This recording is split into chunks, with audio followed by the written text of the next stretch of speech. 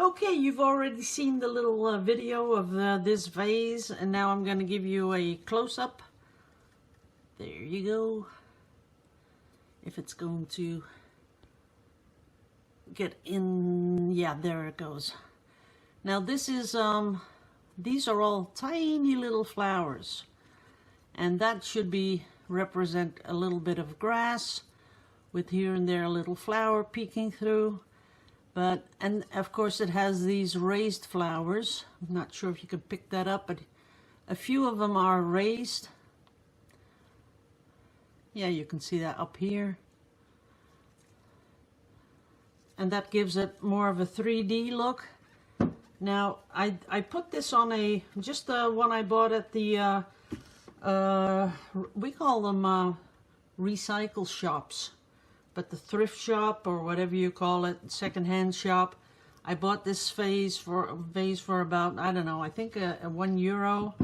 Then I put the bandage on, you know, the gauze bandage with powertex, and then I started putting all my little flowers on. Now, how to make this vase, because this is more in the, almost identical to what the artist did that I showed you last week. What I did was I bought this plastiline, yeah. So this is what artists work with when they make statues and all sorts of stuff, which they later on sort of do in bronze. Now what you get is a whole lot of this gray plastic. And it's pretty tough when you take it out. You really have to carve it out with some sort of utensil. But once you put it in your hand and you let it warm a little bit, then it starts to get really, see how you can do everything with it? And then just keep it a little warmer. You can even put it in water because it's plastic. And then when you want to do something like these flowers, I'll show you how much detail, see how much detail it picks up? Even when it goes through my glove, let's do that. Can you see my fingerprint? Well, I can, but maybe you can't on the video. But it will really take every single little tiny detail that you have. Look at that, the crevices in my hand and the glove.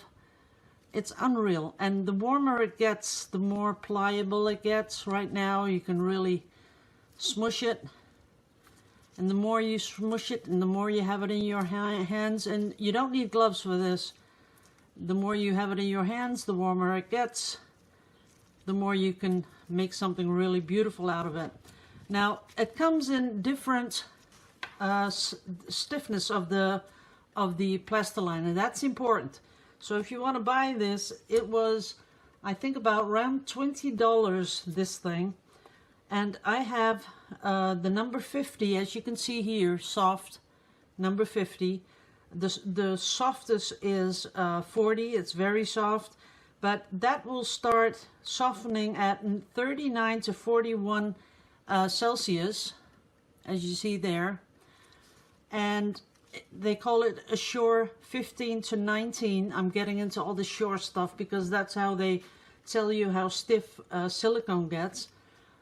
So this is the 50. It gets soft at 48, 52. I thought that was the safe side because you don't want to get it too soft in your hands, but you don't want to have it too stiff.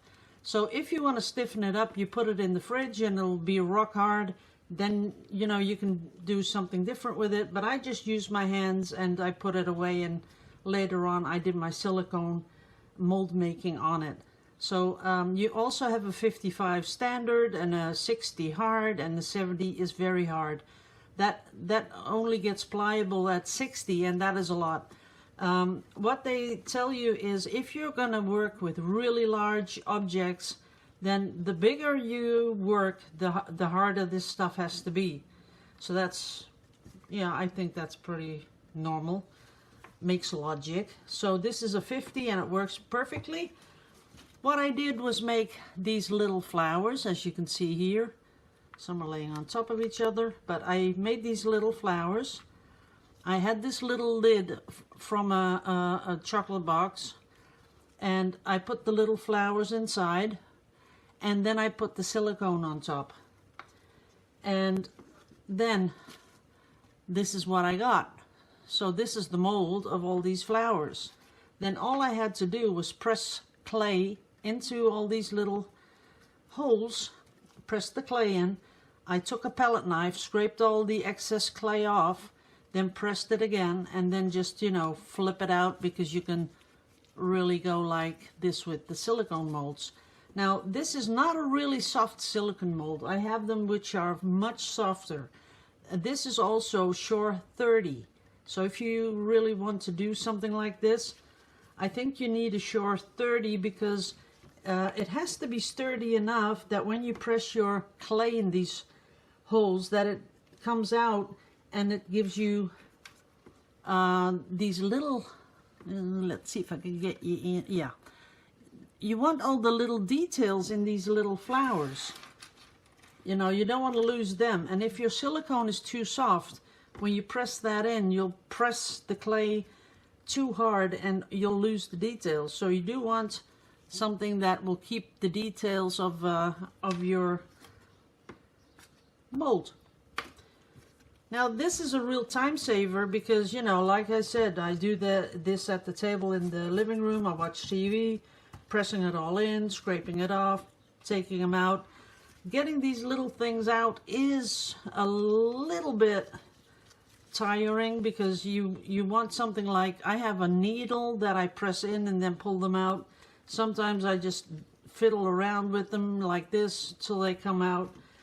That was a little bit a lot of work to do, but other than that, sticking these flowers on, that was really a lot of fun. Then I wanted to use the gold leaf to put on the rim, but I'm not such a good gold leafer. I gotta really get my mind wrapped around that, how they do that. So I painted the rim gold with and I only used mica and polyurethane varnish, so it still needs the last varnish thing over it, but I'm not sure if I'm going to keep it like this. I just might, you know, do something else with it. I don't know. Maybe take this off. You can just take it off again. It's no problem. I do like it. I like the blue with the gold and the white flowers, but I also want to sort of give this all a color, because I think I'd like to do what I did with the other vase. Start off with a little bit and really nice sienna brown, then go to beige, and then stop again at the darker sienna. Sort of make it go from dark to light to dark. And of course wash it off with the sponge, so that everything will be left in the details of the flowers and in between, and then the flowers will be sort of white, and they will, you know, then bounce off everything, because that'll look really 3D. Okay, so I am having a lot of fun with clay at the moment, as you can see, and it is also something that I can work on when I have my studio packed, because I can work with this stuff to make new things that I'm going to be putting on vases. I will try to sell this. I am going to make some, I bought a lot of vases, but all small vases, not too big. So I'm going to make a whole bunch of these vases, and I'm going to finish them all off. And then next year there's going to be these fairs where I'm going to go live, and I'm going to try and, well, just see what the reactions are to vases like this. Because like I said, you don't think you're going to make this and then just sell them, because there's a lot of time, you know, invested in putting something like this together. But on the other hand, you will never see anything like it. So I'm hoping that someone will sort of look at it and think, wow, that is really beautiful. That is art, and I want it. Who knows? So this is it for this week, guys. I've been working on this stuff all week, and really didn't have a feeling that I wanted to paint something, or I really want to do this, and then eventually maybe take the jump to the real stuff, to the ceramic. Just buy a little oven. Don't let my husband hear this. He's gonna kill me. But they have little ovens, really tiny ones, that I could put little vases in. So then I could turn my own vases, you know, small ones like this, and then put these beautiful little things on there, and then just put them in my little oven and bake them. I could do that. Oh, I saw another video because I was looking at so many videos. I don't know how she does it, but she makes mugs, coffee mugs. They go for $300 a piece, and people are flocking there to buy them. I'm going to go and find her. I'll put that in the information under the video. But what she also makes is pinch pot vases, and that's what you do with the real stuff. And I'm going to try and do it with the air dry clay, but there's going to be a lot of drying involved, because when you make that, she makes three circular vessels, and she puts them on top, and then she decorates all those vessels. But once it's you know, fired in a kiln, they fit into each other, and it really something really beautiful. So I'm going to try and do that. That's up for next week, because I still haven't packed the studio. We still haven't heard nothing about the house, so I'm just going to take next week a couple of days. I'm going to wait, and then I'm going to be calling the company that builds that house and see how far they are. They're waiting for, you know, we need the utilities first. They have to do that, the water and the electricity and the, how do you call it, with the sewer. They have to do that, and then you can get into your house. Before that, you can't get in. So that's what we're waiting for. Okie dokie, thanks for watching. Love you all to pieces as usual, and I hope you all have a really beautiful weekend, especially a lovely Sunday. And I'll see you in the next video. Bye bye.